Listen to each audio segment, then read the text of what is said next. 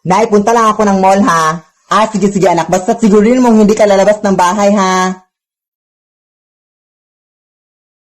Nay, maliligo lang ako ng ulan ha. Sige anak, basta sigurin mong hindi ka mababasa ng ulan ha, baka magkasakit ka.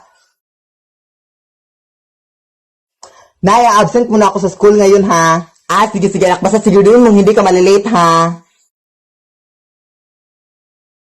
Nay, overnight lang kami dito sa bahay ng kaklase ko ha. Sige anak, basta sigurin mo makauwi ka dito ng mga alas 8 ng gabi ha. Nay, nagugutom pa ako na iubusin ko itong kanin ha. Sige anak, basta sigurin mo lang na may matira pa ha kasi nagugutom din ako. Anak! Wag na wag kang magpapanik anak ha pag may mangyayaring sunog dito sa ating bahay ha. Ang unang-una mo gagawin is, maghahanap ka ng... Yes? Ay, wait lang anak, may importante lang akong pupuntahan ha. Diyan ka lang. Sige, Nay.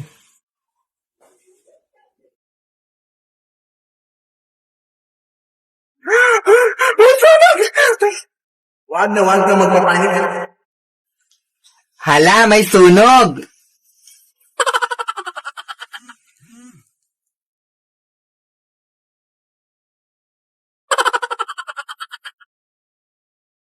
Hala! Ang lakas na ng apoy! Hala, hindi pa rin namatay yung apoy! Char! Hala, ang init na, aray! Charot! Anak! Anong kabubuhan yung ginawa mo, anak? Oh my gosh! Wala ka talagang utak, anak! Ano ba yung ginawa? Anak! Huwag mong sasagutin yung telepono ha pag si Jessica yung tatawag ha kasi meron ko yung utang sa kanya na 1 million pesos. Sige, Nay.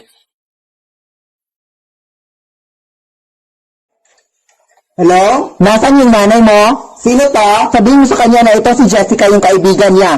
At meron siyang utang. Hoy anak, sinagot mo ba yung telepono? Oo, Nay, bakit?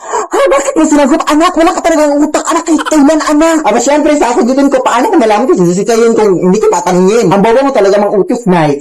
Oo nga, no? May bakit ka na anak ng mga damit mo ngayon din. Ay, may damit na pala tayo? Oo, nila, bilisan mo.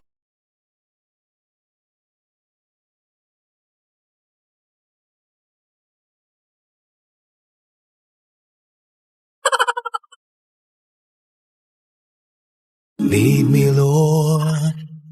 Anak, punta lang ako ng mall para mag-grocery.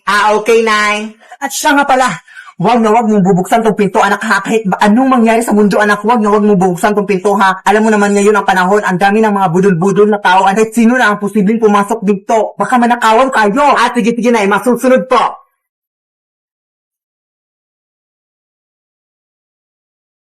Wag na wag mong bubuksan tong pinto, anak ha.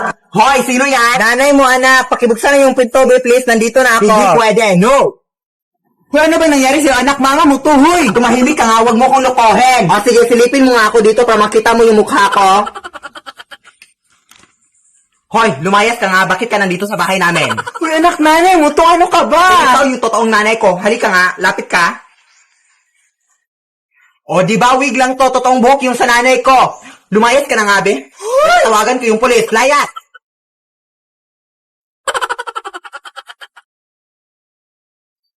Anak? Nabalitaan ko, binigyan ka na ng pera ng tito mo kahapon. Kukunin ko sana, anak, kasi kulang yung pambayad ng kuryente natin. Oo, Nay. Actually, 50 pesos lang yung binigay ni tito sa akin kahapon kasi sabi niya, wala rin siyang pera kahapon. Kaya ito na, 50 pesos lang, Nay. Ito lang? Anak, huwag ka na nga magsinungaling.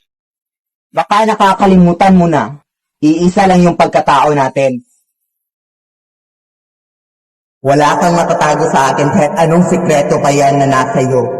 Dahil lahat ng mga nalalaman mo ay nalalaman ko rin. Kaya huwag ka nang magsinungaling, anak. Akin na yung mga pera. Nay.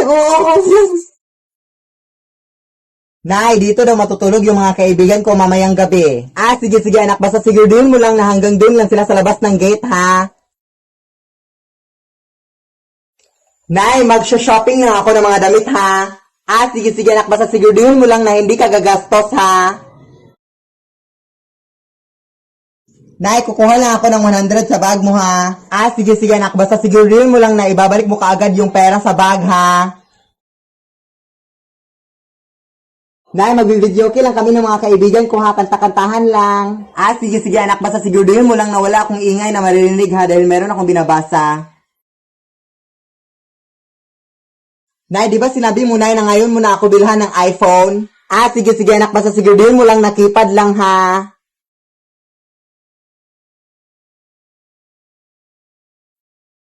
Oh, tingin-tingin mo dyan. Gusto mo? Look, asa ka. Walis ka nga. Kill this track! Ay, beta. Papasok ba si ma'am? May pigi ba ngayon? Sundan na naman. Kairita. Sino may pulpo dyan? Wala. Sir, sasakit po yung tiyan ko. Kumain ako ng fishbowl na isaw-saw sa baba na ng sandok. Totoo nga po. Salamat, Master. Anak, punta lang ako doon sa bahay ng tita mo ha. Sige, Nay. At siguro mga mamayang alas 3 para madaling araw ako makakauwi. Sige, Nay. At saka anak, wag mong kakalimutang ilak yung gate ha bago ka matulog. Kasi baka malooban tayo anak at manakaw yung mga bag at mga prestige products na nandun sa ating sala. Mga pera pa naman yung mga laman ng mga bag na yon. Ha? Okay, Nay. Huwag mo kakalimutang ilak ha bago ka matulog. Oh, yes!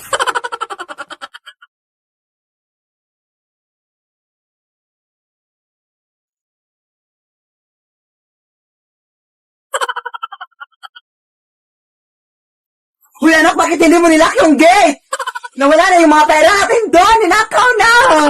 Di ba sinabi ko sa'yo ilak yung gate, ha? Yes, Nay, pero yung sinabi mo sa akin is ilalak ko yung gate bago ako matulog. Pero hindi pa naman ako inaantok, Nay.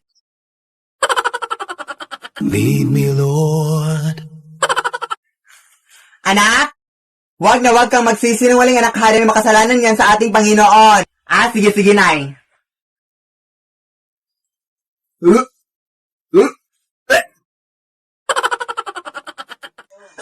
Buntis ka ba, anak? Bakit ka nagsusuka dyan?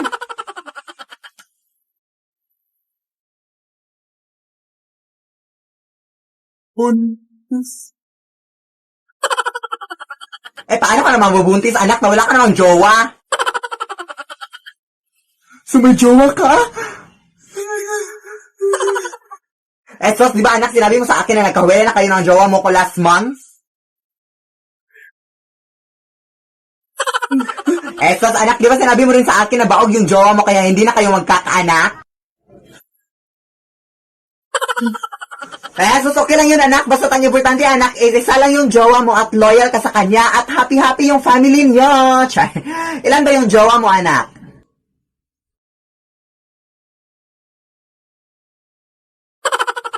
Lead me, Lord. Anak! Pupunta ngayon yung tita mo, anak, na mayaman, anak, yung pinakamayaman na tita mo, anak. Oo, tapos magpakaawa ka sa kanya, anak, ha, dahil wala na tayong pagkain dun sa rest natin. Ay, meron pa naman, pero maliit na yung pagkain natin, anak. Magpakaawa ka, anak, para bibigyan tayo ng pera, anak, mga 20,000 or ganun, ha. Ay, hala, sige, Nay, go. Yes, gagawin mo lahat, anak, ha, magpakaawa ka, anak, umiyak ka, anak, para mabigyan talaga tayo ng pera, anak, go.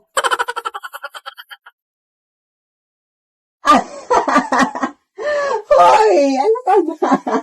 Ano sinasabi mo, anak? Hay, naku, ikaw talaga, no? Kahit ano yung mga pinagagawa mo sa anak mo, no? Nakakahiya ka. Nandyan yung anak mo, oh. Ano ka ba? Yes. So, totoo pala yung sinabi ng anak mo, no? Na ikaw pala yung humihingi talaga ng pera at ginamit mo lang siya, no? So, oh my gosh. Alam mo, Mars, huwag kang mahiya sa akin, manghingi ng pera, Mars. Yes, ganyan talaga si nanay kita. Nakakahiya naman sa iyo, Mars. Pasensya na, Mars. Pagagamitin yung anak mo. Ano ba? Pasensya na, Mars. Ano ba to? Ay, anak, ano to? Pasensya na, Mars. Lead me, Lord. Anak? Yes, Nay? Kilala mo ba yung kapitbahay nating si Ronaldo? Oh my gosh, paano nalaman na yung pangalan niya? Baka magsumbong sa kanya. Oh my gosh, matutunan pa lang naman lang next week. Oh my gosh, ano na gagawin ko? Ha? Hindi, Nay, hindi. Sino ba kasi yan, Nay? Ha? Hindi ko yan kilala. Promise. Uy, bakit parang galit ka? Ay, basta, hindi ko yan kilala, Nay. Sorry. Siya na kasi yung bagong magiging tatay mo, anak. At siya nga pala, buntis ako ngayon at siya yung tatay. So, meron ka ng bagong kapatid, anak. At next week, parang ikakasala kami sa mga Lunes siguro next week. Ha? Kaya respetuhin mo siya. Lead me, Lord. Anak? Mayroon akong bisita ngayon ha, at bago ko pa lang siya nakilala anak, tapos papunta siya ngayon dito sa ating bahay. Kailan mo lang siya nakilala, Nay? Kahapon lang anak, nandun ako sa mall. Sige, Nay. Tapos anak, hiling ko lang sa'yo ha, na huwag kang maging malikot anak ha, mag-behave ka lang anak. Huwag kang magdal-dal-dal dyan ha. Diyan ka lang, umupo ka lang dyan, nakakahiya ka sa bisita ha. Oh yes na, walang problema. Papunta na ngayon siya oh, mga 5 minutes na lang ha. Uy, pasok ka na, Day. Pasok ka lang, Day.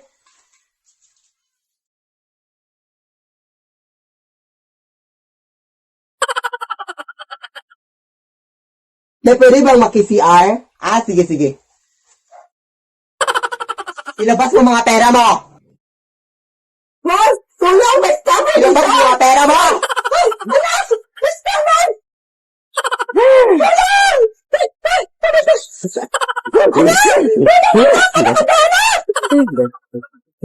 May anak, maawa ka sa akin, anak ka ba, anak?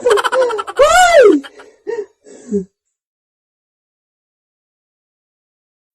Lead me, Lord.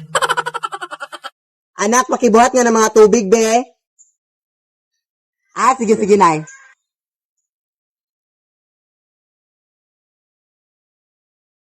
Nay, hindi ko mabuhat, Nay, ang bigat-bigat. Ha? Yan ang aling yung inutos ko sa'yo, anak. Ang simple-simple lang yan, anak. Kapag hindi mo mamagawa, anak. Grabe yung paghihirap ko sa'yo, anak. Kapag ganyan yan, ang mga igaganti mo sa akin, mga simpleng bagay lang yan. Ano ka ba? Buhatin mo!